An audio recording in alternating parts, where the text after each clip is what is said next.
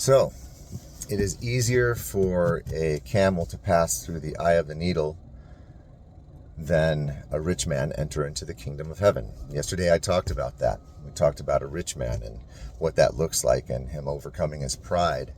So I want to talk about it then from another angle. And I'm going to go ahead and bring in one more of the parables into this conversation, the parable of the talents.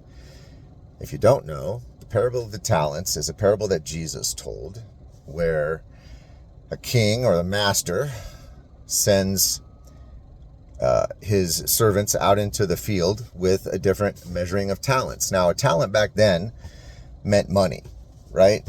So the story goes like this. Some people got 5 talents, some 4, some 3, some 2, some 1 from the master. And when they returned after a season, the man who returned 10 talents for the 5 talents that he received in the beginning was told, "Well done, thou good and faithful servant, enter into my rest."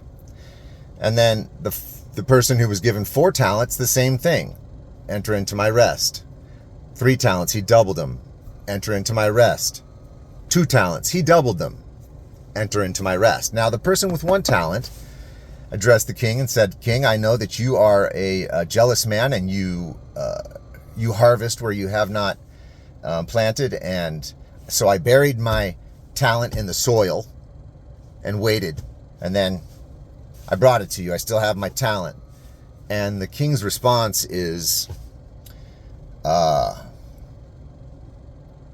you could have at least given it to the usury for it to earn interest, but you didn't. So go your way, right? So he doesn't get the same reward, and the only way to get the same reward is to double the talents you got. So if we take that concept, the talents, and we make those talents actual talents, let's make them actual gifts, right? Like spiritual gifts, charismatic gifts, intellectual gifts. Some people are very rich. So let's go back to, it is easier for it's easier for a camel to pass through the eye of a needle than a rich man to enter into the kingdom of God. Now, the richness doesn't have to be in monetary. You could be extremely wise, very rich in your wisdom, very rich in your intellectual capabilities, or very rich in your charisma, or very rich in your ability to teach. You're very rich in your ability to put things together in a big picture, and on and on and on and on. You can be very wealthy in those things, right? So a person who's wealthy in those things becomes dependent on themselves for those things. And they too forget to unburden themselves. Forget to take those burdens off of their back. Get down on their knees and give them to God. And they struggle.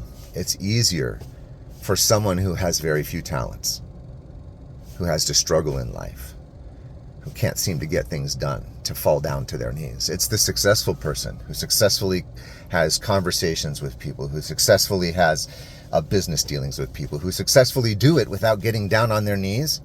Those are the people that's hard to get into the kingdom of heaven, because they don't spend enough time down on their knees.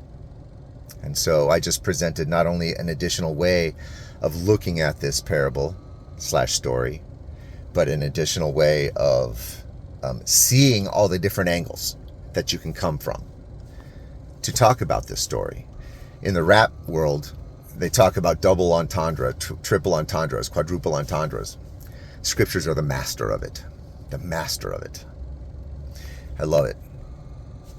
Hopefully that helps you understand more about the parable of